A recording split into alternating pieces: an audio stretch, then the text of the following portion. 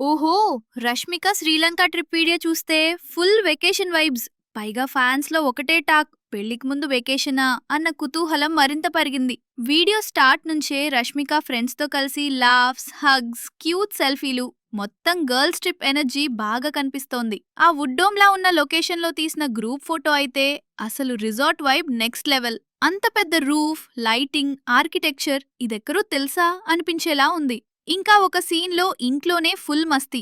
ఫోన్లు చేతిలో, చేతులు పైకి ఎత్తి పోజులు, అచ్చం ట్రిప్‌లో టైం ఎలా పోతుందో తెలీదు అన్నట్టుగా. నైట్ టైంలో beach side, palm tree background, ఫ్రెండ్స్‌తో పార్టీ ఫీలింగ్ సింపుల్‌గా కానీ చాలా హ్యాపీగా ఉంది. వెల్కమ్ టు శ్రీలంక బోర్డ్ దగ్గరున్న షాట్ చూస్తే ట్రిప్ స్టార్ట్ నుంచే హైప్ ఫుల్. కానీ ఇదే టైంలో ఇంత హ్యాపీ ట్రిప్ ఎందుకు? ఏదైనా స్పెషల్ రీజన్ ఉందా?